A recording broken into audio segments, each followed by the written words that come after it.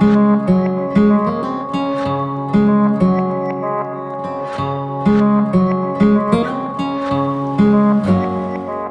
I'm Godin and welcome back to BG Tips, episode 10.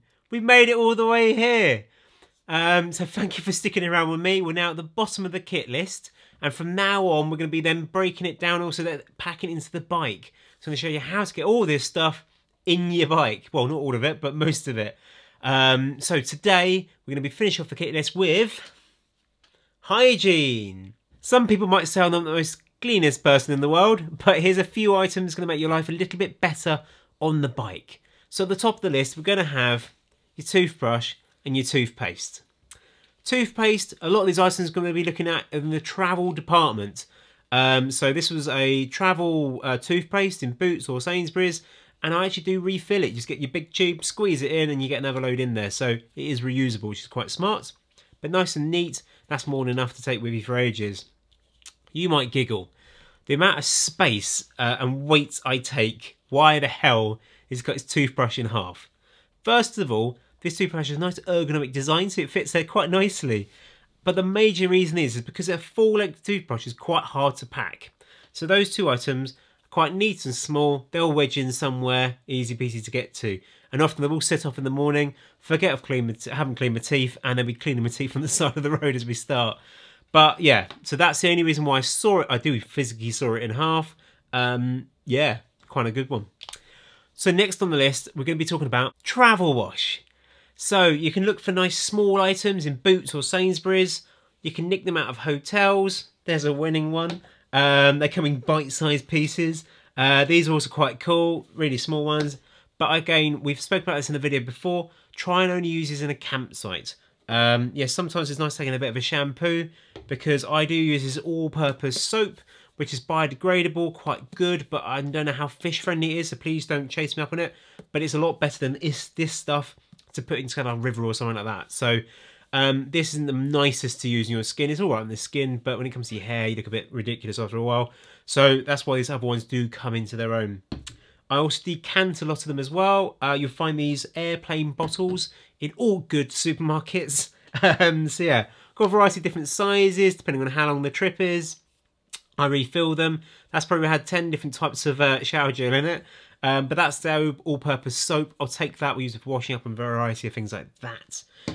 If you think you might visit other people, sometimes a small aerosol can of deodorant or one of those roll-on ones is even better, particularly for the planet. They're quite neat and small. It means you might smell a little bit nicer in the evenings if you are in a hostel or somewhere like that. So yeah, that's my ranges of travel wash. Oh, I forgot to mention this product here. This is called Dry Shower. It's really good actually. It's made by Muck Off. I know other brands make it, some dry showering stuff. You want to buy dry shampoo, so you don't need water. This stuff's quite good if you're in your tent and it's raining or something. You want to just kind of get a little bit clean. That's quite nice. You kind of lather it on. It gets a bit lathery, then it kind of dries off and then you just rub off with a towel. Happy days. Definitely worth checking out. So next on the list is going to be a towel. Use one of those microfiber towels. Only recently did I actually look at the packaging when I was in the shop. You can get different levels of how fast do they dry and how much moisture do they soak up as well. So don't skimp on them. The more expensive ones, not that expensive, about £10–15, gives you something that's going to dry a little bit faster. And putting a wet, damp towel in your bag is not very pleasant. I do find these can go a little bit smelly after you've been out for a week or two. But they pack up super small. They're quite smart as well. They're pretty dried at the bottom of my tent more than me. So yeah, they're quite nice. Yeah, and also don't skimp out on size. Another one where size does matter. A little bit of luxury to be able to cover yourself up. If you do go into a youth hostel, to be able to walk out the shower, rather than a flannel size one, which I've had in the past. It's not very appealing when you come out for other people.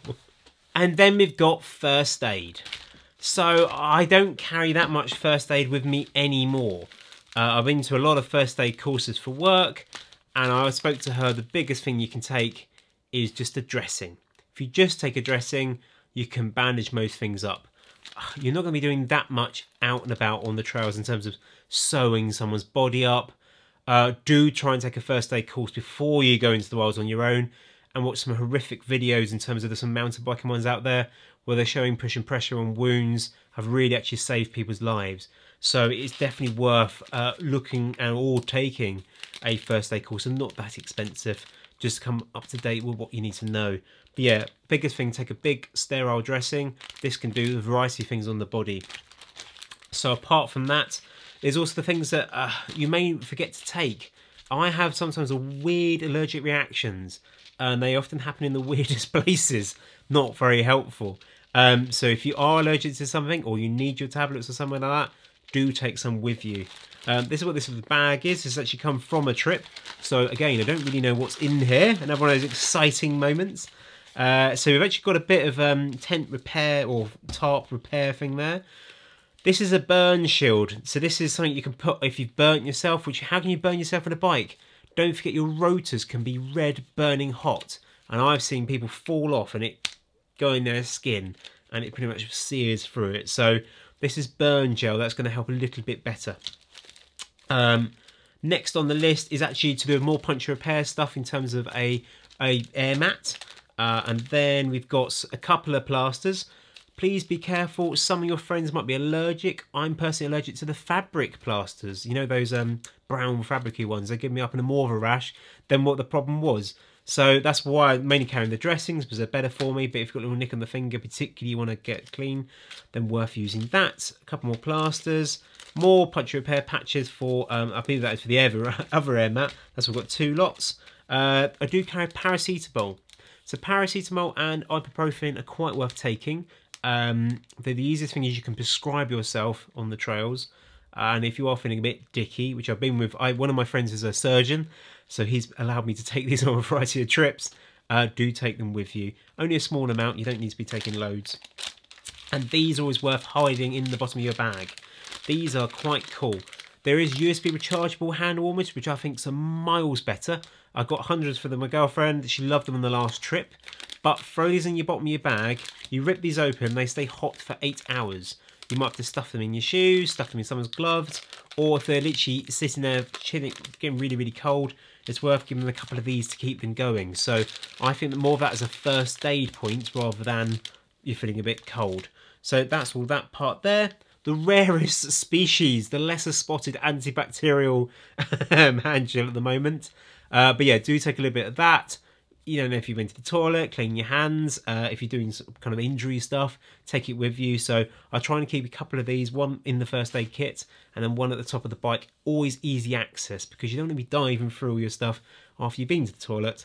The other thing I have taken on a couple of trips, which probably works better than this, the plasters, is spray-on plaster. You spray on and the whole thing actually seals up the wounds.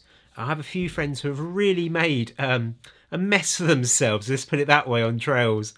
So yeah, it's really worth having something with you.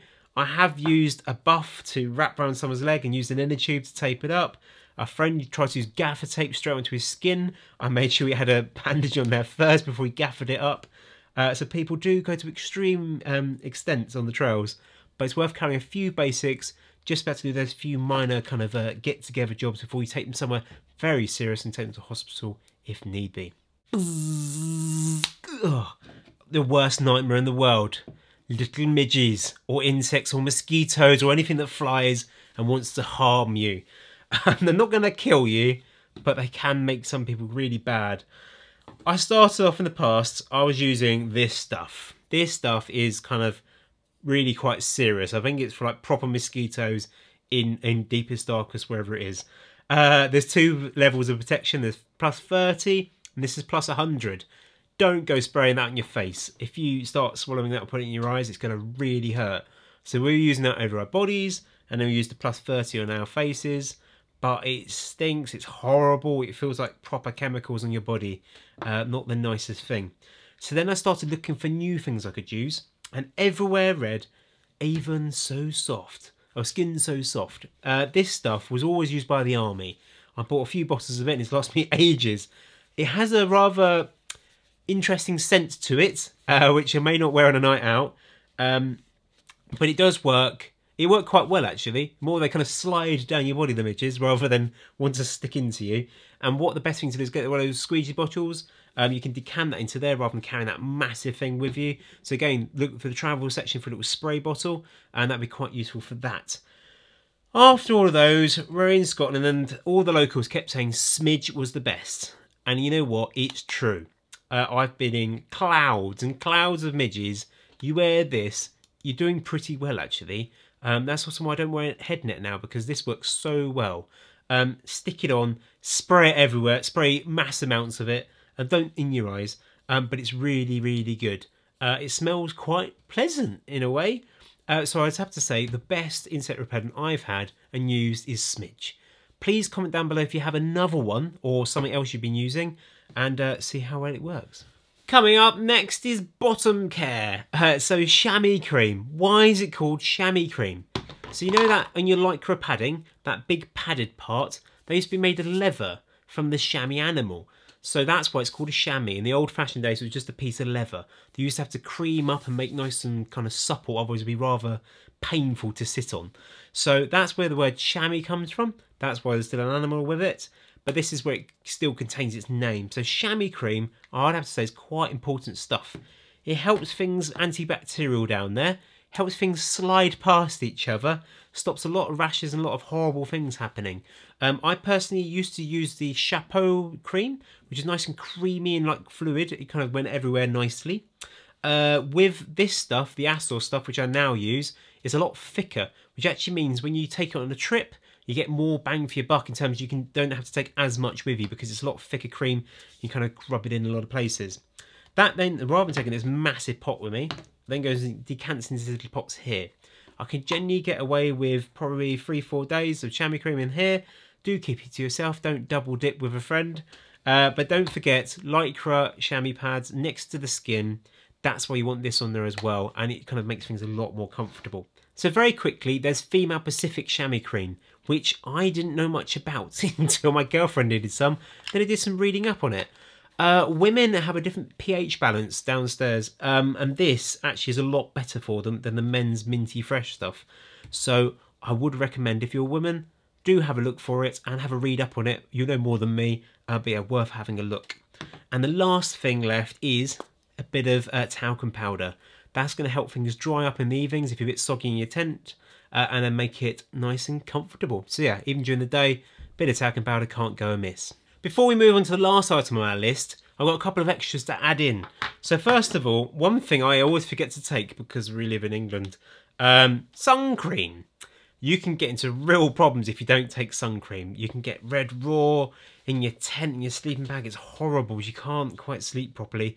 And don't forget the back of your neck. So very often in the summer, I'll also wear a buff around my neck just to stop that burning in the back. The rest of my body's okay. My peak's so big on my helmet, it seems to cover my face. I get half a suntan. But yeah, just watch the back of your neck particularly. And up here, I'm a bit cyclist tan going on at the moment. So yeah, do take some sun cream with you. Decant it in a little bottle again. This stuff is actually sun cream for your lips. So especially if you're doing a lot of snow stuff, which you probably shouldn't be on your bike, but I do, that's quite good. And also then, obviously a good bit of Vaseline, good for sitting on tubeless tyres or something like that. You can wipe it around, but also great to keep your lips nice and lubricated. Talking about lubrication, this stuff I once had, only because I wear knee pads sometimes for off-road cycling. Not on my bike packing, but for mountain biking. This is called Anti-Chafe Body Glide. It's used for people in wetsuits and runners and stuff like that. If things are rubbing, this helps it a bit more slippery. And I actually found on my knee pad, it was nice to put a little bit in there and it made it slide a little bit easier. Again, I mentioned how sometimes my waterproof shorts can make me a little bit painful. This can help a little bit with me. So depends on the weather, where I'm doing, where I'm going. I might take that with me, but definitely worth knowing about as a product. And the last thing on the list you can't go without, unless you're a wild animal and you want to just use moss and leaves and trees, is toilet paper. Take some toilet paper with you and always double bag it. That's almost half a roll. It does fold up pretty flat. Take it off the roll. You don't need to take a whole cardboard roll with you. Put it in one sandwich bag. Put it in the other sandwich bag. This stuff you don't want to get wet. Wet toilet roll is no help to anybody. Unless it does clean you at the same time, but not very helpful. This stuff I might say you can top up along the way If you're in a cafe, you just borrow a little bit more. Do ask their permission first though. You don't need to start off with masses, just take enough for a couple of days and you can top up en route as you go along. But just be nice and don't use all of it. I do often have a couple of bags of this in different places in my bike. Number one, if you need to get to it very quickly. And number two, if one gets wet, you've got some backup. So worth having a couple of sandwich bags, fill in some toilet roll, obviously reuse the sandwich bags. And yeah, that is going to keep you going. So that's it for today. That's hygiene. It's not the most interesting thing on my kit list, but a couple of things you don't want to forget when you're ticking off your list. You might forget your toothbrush. That is a pain. Or your toothpaste if you've got your toothbrush. So do make sure you carry some items and just a little tick off before you go. So from now on, hopefully we're going to be doing more how to put stuff on your bike. So I think the next videos are going to be about what bags you can use, different styles of bike packing. Then we're going to start adding it to my bike and various things like that. So thank you very, very, very much for watching. Hope you're having great adventures and some of these top tips are helping you. But until next time, ciao for now.